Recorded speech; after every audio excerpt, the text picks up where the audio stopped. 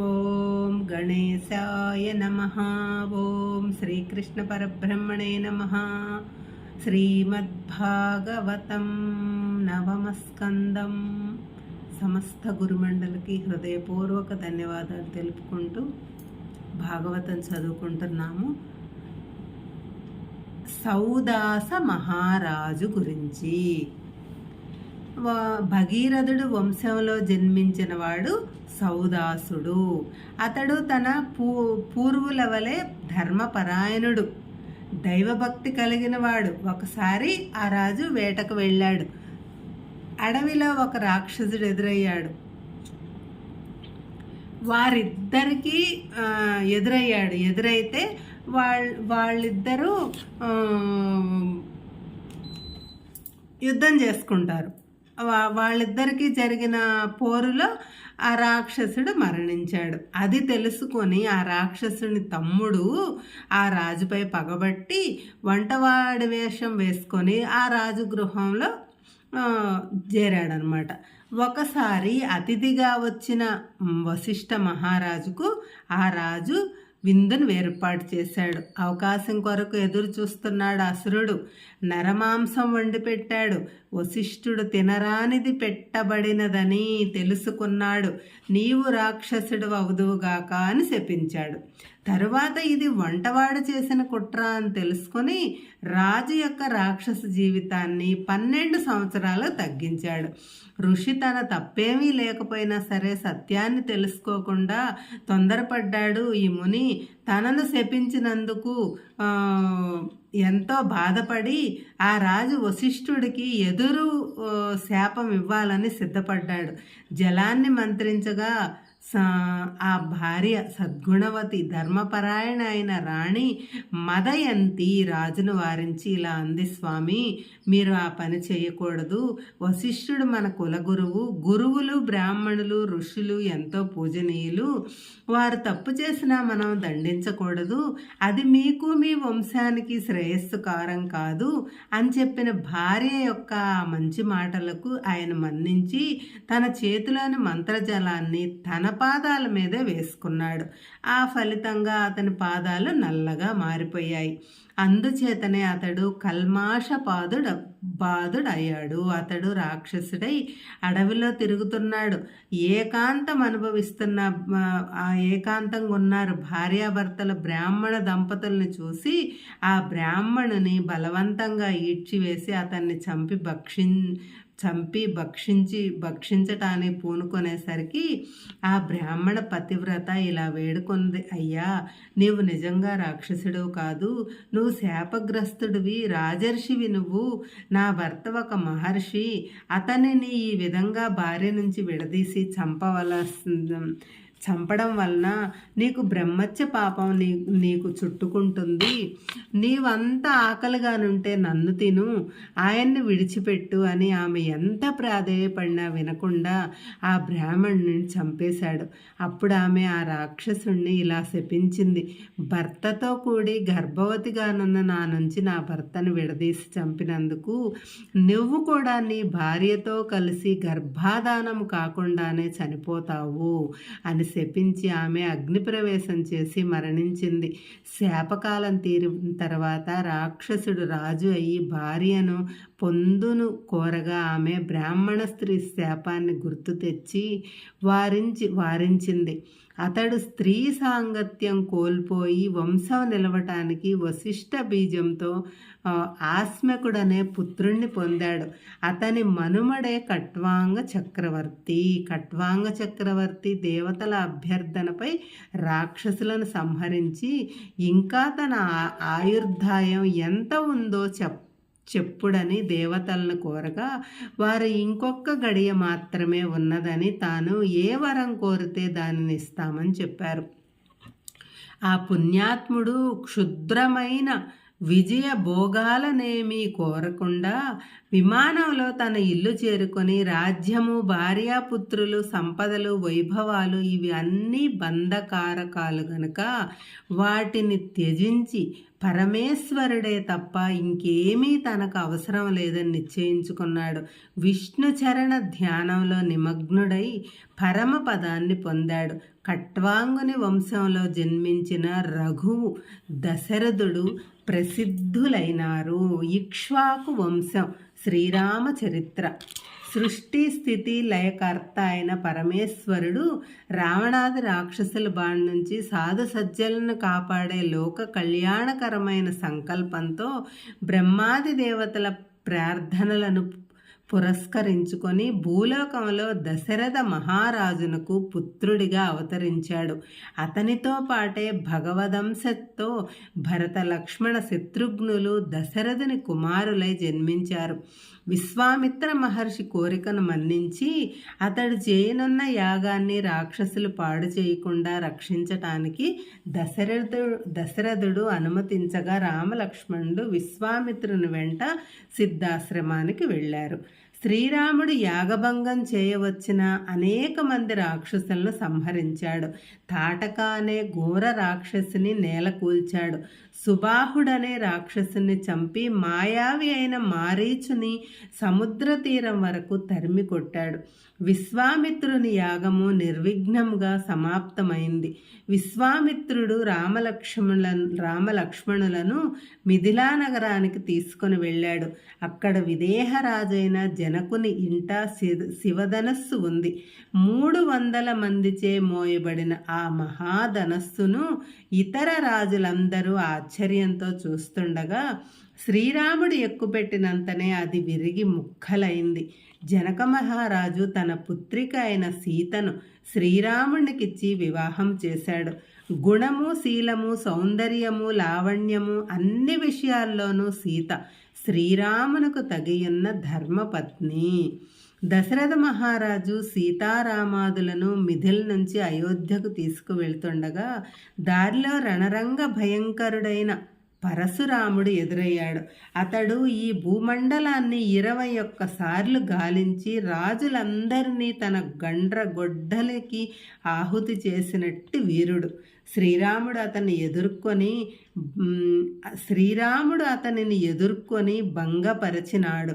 మునుపెన్నడో కైకేయికిచ్చిన వాగ్దానం కట్టుబడి దశరథుడు శ్రీరామునకు 14 ఏండ్ల వనవాసాన్ని విధించాడు.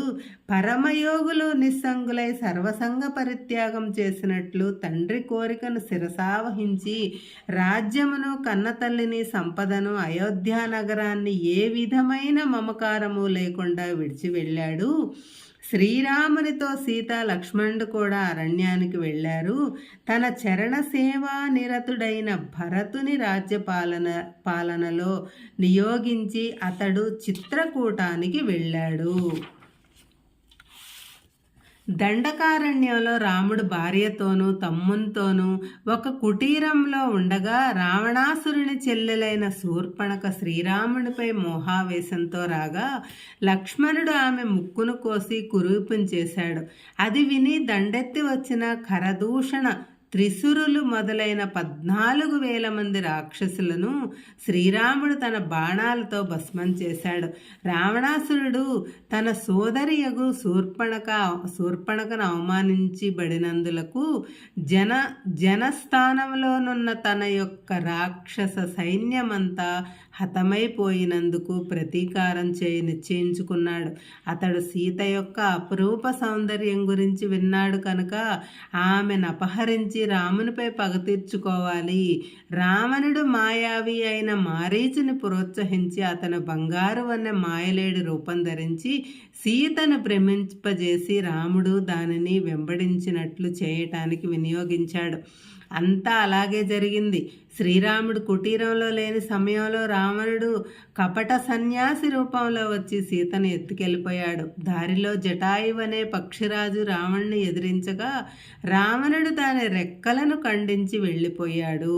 రామలక్ష్మణులు సీతను గురించి అరణ్యంలో వెతుకుతుండగా చావు బ్రతుకుల్లోనున్న జటాయువు కనిపించి విషయం చెప్పి ప్రాణం విడిచాడు. జటాయువునకు దహన సంస్కారం చేసి అన్వేషణ సాగిస్తున్న రామలక్ష్మణులను కబంధుడనే రాక్షసుడు తన పొడవైన చేతులతో వారిని పట్టుకొనగా వారతని చేతులను ఖండించి వారిని వధించారు. ఆ తరువాత వారు ఋష్యముఖ పర్వతం చేరి అక్కడ బుద్ధిమంతుడు బలశాలి అయిన హనుమంతుని కలుసుకొని అతని ద్వారా వానర ప్రభువైన సుగ్రీవునితో చెలిమి చేసుకొని గొప్ప బలవంతుడైన వాలిని వధించి సీతాన్వేషణకు ఆంజనేయుని పంపించారు. ఆంజనేయుడు సముద్రాన్ని దాటి సీతను దర్శించి అక్షకుమారుడు మొదలైన వారిని సంహరించి తిరిగి వస్తూ లంకను కాల్చి శ్రీరాముని వద్దకు తిరిగి వచ్చి సీతా వృత్తాంతం చెప్పాడు. శ్రీరాముడు వానర సేవతో సముద్రపు ఒడ్డున చేరుకొని వారధి కట్టించే ప్రయత్నంలో ఉండగా సముద్రపు ఉధృతం ఎక్కువైంది. తనకు దారి ఇమ్మని శ్రీరాముడు సముద్రుని కోరినా సముద్రుడు తగ్గకపోయేసరికి శ్రీరాముడు విల్లు అమ్ములు ధరించగా సముద్రుడు భయపడిపోయి స్వయంగా వచ్చి ఇలా స్తుతించాడు. అవి విన్నవించగానే శ్రీరాముడు ప్రసన్నుడయ్యాడు. వానర శ్రేష్ఠులు పెద్ద పెద్ద కొండలను వృక్షాలను పెకిలించి తెచ్చి వారధి కట్టారు. అందరూ సముద్రాన్ని దాటి వెళ్ళారు. రావణుడి తమ్ముడైన విభీషణుడు వచ్చి రామచంద్రుని శరణవేడాడు. అతని సహాయంతో లంకలో ప్రవేశించి ఆ పట్టణాన్ని ముట్టడించారు. వానర సేనలు కోట గోడలను త్రవ్వి తలుపులను పగలగొట్టి నానా భీభత్సాన్ని సృష్టించాయి. పిమ్మట రావణుడు పంపగా కుంభ ధూమ్రాక్ష విరూపాక్ష సురాంతక నరాంతక దుర్ముఖ ప్రహస్త మహాదాంతులు మొదలైన రాక్షస వీరుల ఆయుధాలతో వచ్చి పోరాడారు. సుగ్రీవ ఆంజనేయ పనస గజ గవయ గంధమాదన నీల అంగద కుముద జాంబవంతాదులు వారిని ఎదుర్కొని హతమార్చారు. అజేయుడు మాయావి అయిన అతికాయుని లక్ష్మణుడు నేలకొల్చాడు. మహాబలశాలి అయిన కుంభకర్ణుని శ్రీరాముడు కూల్చివేశాడు. ఇంద్రుని జయించి దేవతలను హడలెత్తించిన మహాపరాక్రమశాలి అయిన మేఘనాథుణ్ణి లక్ష్మణుడు హతమార్చాడు. తన వారంతా నేలకోలగా రావణుడే పుష్పక విమానం మీద రణరంగానికి వచ్చి గొప్ప రౌద్రావేశంతో శ్రీరాముడితో యుద్ధం తలపడ్డాడు. ఆ సమయంలో ఇంద్రుడు ఒక దివ్య రథాన్నిచ్చి మాతలిని రామచంద్రుని దగ్గరకు పంపించాడు. శ్రీరాముడు ఆ రథాన్నెక్కి రావణుడితో ఇలా అన్నాడు: ఓ లంకాధిప, నాతో యుద్ధం చేయటం అంటే కపట వేషముతో వెళ్ళి కారడవిలో నిస్సహాయురాలైన అబలను ఎత్తుకొని రావడమంత సులువేమీ కాదు. నీవు చేసిన పాపాలకు యముడు శిక్షించే ముందు నేను నిన్ను ఖండిస్తాను అని చెప్పి శ్రీరాముడు భయంకరమైన తన తిరుగులేని బాణముతో రావణుడి నేలకూల్చాడు. రావణుని మరణవార్త విని అంతఃపుర కాంతులు నెత్తి బాదుకుంటూ యుద్ధభూమికి వచ్చారు. మండోదరి భర్తపై పడి ఇలా విలపించింది: నాదా, నీ ఆజ్ఞ లేనిదే సూర్యచంద్ర వాయు వరుణులు ఆ లంకలో తమ తమ విధులు నిర్వహించడానికే భయపడేవారు కదా. అలాంటి లంకా నగరము లంకావాసులు మేము ఇప్పుడు అనాథలమైపోయాం కదా. ఇక మా గతి ఏమిటి అని విలపించింది. శ్రీరాముడు సలహాపై విభీషణుడు రావణాది మృతులను అంత్యక్రియలు జరిపించాడు. పిమ్మట రామచంద్రుడు అశోకవనానికి వెళ్ళి మిక్కిలి శోకాకుల చిత్తయ్య కృషించి ప్రాణాలు బిగబట్టుకొని ఉన్న సీతను చూసి మిక్కిలి దుఃఖించాడు. సీత నిష్కలంక అని అగ్నిముఖంగా ప్రకటింపజేసి దేవతల అనుజ్ఞతో ఇల్లాలని శ్రీరామచంద్రుడు స్వీకరించాడు. విభీషణుడుకు లంక రాజ్యాపట్టాభిషేకం చేశాడు. సీతాలక్ష్మణులతో సుగ్రీవ హనుమదాదులతో పుష్పక విమానం ఎక్కి దేవతలు పుష్ప వృష్టి కురిపిస్తుండగా శ్రీరామచంద్రుడు నంది గ్రామానికి తరలి వచ్చాడు. శ్రీరాముని రాక విని పురజనులు వెంటరాగా భరతుడు పాదుకలను ఎత్తెన పెట్టుకొని ఎదురు వెళ్ళాడు. సాష్టాంగ దండ ప్రణామాలు చేసి శ్రీరాముని పాదాలకు లలాటమును తాకించి హృదయానికి అత్తుకొని ఆనంద బాష్పాలతో అభిషేకం చేశాడు.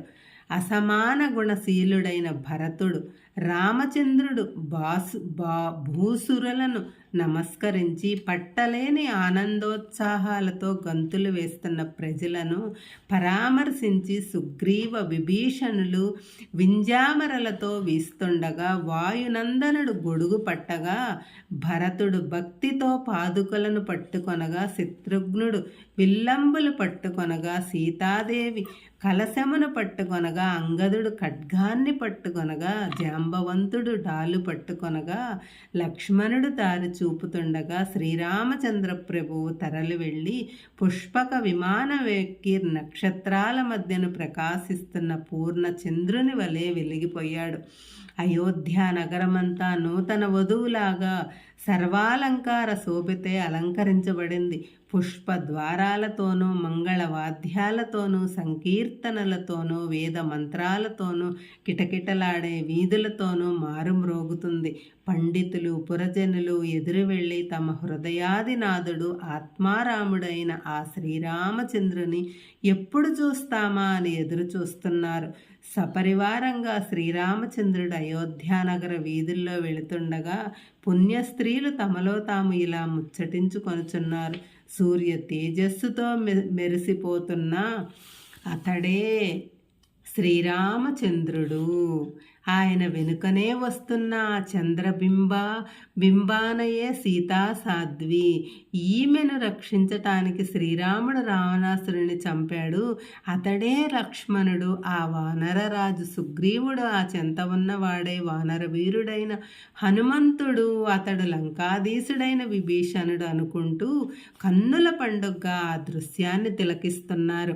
రాముడు అంతఃపురం చేరాడు. తల్లులకు వందనం చేసి పండితుల ఎడా వినయం చూపి బంధువులను ఆలింగనం చేసుకుని మంత్రులను ఉద్యోగులను సేవకులను ఆదరంతో పరామర్శించాడు. సీతారామ లక్ష్మణులను చూసి అందరూ పోయిన ప్రాణాలు తిరిగి వచ్చినట్లు ఆనంద బాష్పాలతో అభివందనములు చేశారు. వశిష్ఠుడు శ్రీరాముని దీక్షను విరమింపజేసి పుణ్యతీర్థ జలాలతో అభిషేకం చేసి అలంకరింపచేసి ఆయనకు రాజ్య పట్టాభిషేకం గావించారు. రామరాజ్యంలో భూకంపాలు సముద్ర కల్లోలాలు లేవు. దుష్ట శిక్షణ చేయవలసిన అగత్యం శ్రీ మహావిష్ణువునకు కలుగలేదు. పంచభూతాలు సూర్యచంద్రులు దిక్పాలకులు నిరాటంకంగా తమ విధులను సంక్రమంగా నిర్వహిస్తుండేవారు. భూమి పుష్కలంగా సస్యశ్యామలంగా ఫలిస్తుండేది. ప్రజల్లో పేదరికం, కౌటిల్యం, చంచలత్వం, పరపీడనం, మాంద్యము, తాపము, చౌర్యము మొదలైన అవగుణాలను అవకాశమే లేకపోయింది. కన్న తల్లి కంటే మిన్నగా శ్రీరామచంద్రుడు ప్రజలను చూసుకునేవాడు. ఏకపత్నీ వ్రతుడైన ధర్మనిష్ట కలవాడై త్రేతాయుగంలో కృతయుగ ధర్మాలను పాటిస్తూ రాజర్షి వలె రాజ్యపాలన చేసేవాడు. శ్రీరాముడు అనేక యాగాలను చేయించాడు. ఒకనాటి యాగంలో హోతకు తూర్పు దిక్కునున్న భూమండలాన్ని ఉద్ఘాతగా, ఉత్తర మండలాన్ని ఆధ్వర్యనకు, పశ్చిమ మండలాలన్నీ బ్రహ్మకు, దక్షిణ మండలాలన్నీ మిగిలినదంతా ఆచార్యునకు ఇచ్చివేసి కట్టుబట్టలు, సీతమ్మ తాళిబొట్టు తప్ప సమస్త సంపదలను మునులకు ఇచ్చివేశాడు.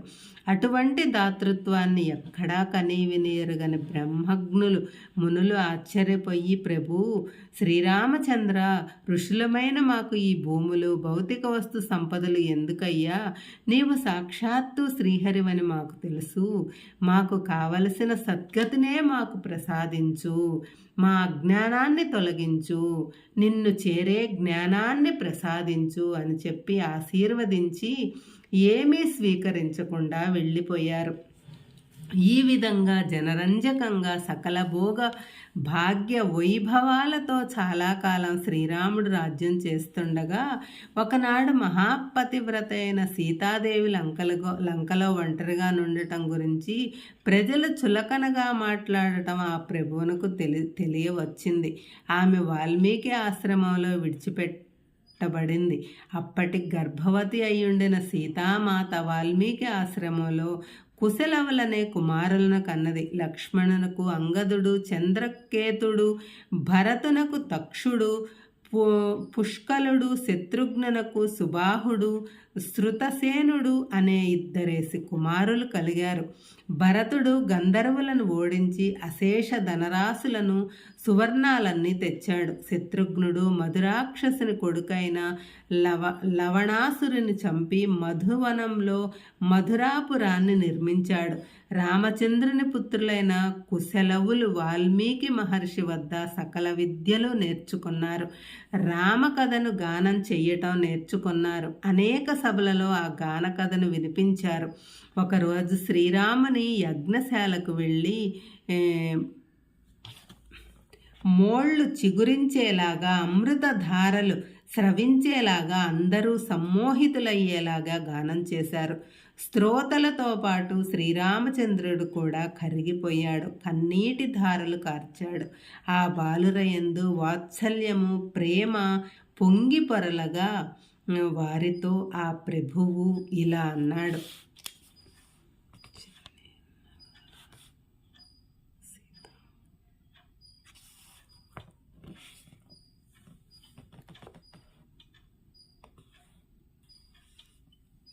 అని అడుగగా, చిన్ని ఎన్నలార సీతాంశు ముఖులార నళినదళ విశాల నయనులారా మధుర భాషులారా మహిమీద నెవ్వరు తల్లి తండ్రి మీకు ధన్యులారా అని అడగగా ఆ బాలురు ఇలా జవాబిచ్చారు. మేము వాల్మీకి మునీంద్రుని మనుమలము.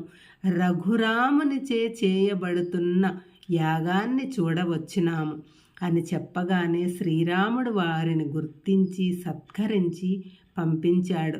మరునాడు వాల్మీకి మునీంద్రుడు కుశలవులను సీతమ్మను తోడ్కొని శ్రీరాముని వద్దకు వచ్చి అనేక విధాల రాముని స్తుతించి ఇలా అన్నాడు. రామచంద్ర అని వాల్మీకి మహర్షి చెప్పగా సీత తన పవిత్రతను నిర్ధారిస్తూ ప్రమాణం చేయవలసినదిగా రాముడు కోరాడు. శ్రీరాముని తప్ప ఇతరుల గురించి కలలోనైనా చింతించినట్టి తన యొక్క శీలాన్ని మాటిమాటికి నిరూపించుకోమని కోరే ఆ భర్త, ఆ ప్రజలు, ఆ భూమి తనకు అక్కరలేదని చెప్పి కుశలవులను వాల్మీకి మహర్షికి అప్పజెప్పి తల్లి నన్ను నీలో చేర్చుకో అని భూమాతను ప్రార్థించి శ్రీరామచంద్రుని పాదాలపై ధ్యానము నిలిపి సీతాదేవి భూప్రవేశం చేసింది. శ్రీరాముడు ఎంతో దుఃఖించాడు. అతడు శ్రీమన్నారాయణుడే అయిన మానవ జన్మ ఎత్తినందుకు అందరి మానవుల వలె రాగద్వేషాలకు సుఖ దుఃఖాలకు లోనైనట్లే ఉండటం జగన్నాటకంలోని ఒక భాగమే కదా. శ్రీరాముడు బ్రహ్మచర్య వ్రతం పాటిస్తూ 11,000 సంవత్సరాలు యజ్ఞయాగాదులను చేస్తూ గడిపి చివరకు నిజధామానికి వెళ్ళిపోయాడు. లోక కళ్యాణం కోసం శ్రీరామునిగా అవతరించిన భగవానుడు పడరాని పాటలు పడుతూ ధీరుడై అన్నింటినీ ఎదుర్కొంటూ ఒక ఆదర్శ మానవునిగా, ఆదర్శ పుత్రునిగా, ఆదర్శ పతిగా, ఆదర్శ సోదరునిగా, ఆదర్శ మిత్రునిగా, ఆదర్శ శత్రువుగా, ఆదర్శ ప్రభువుగా, లోకులకు మార్గదర్శకునిగా వెలిశాడు.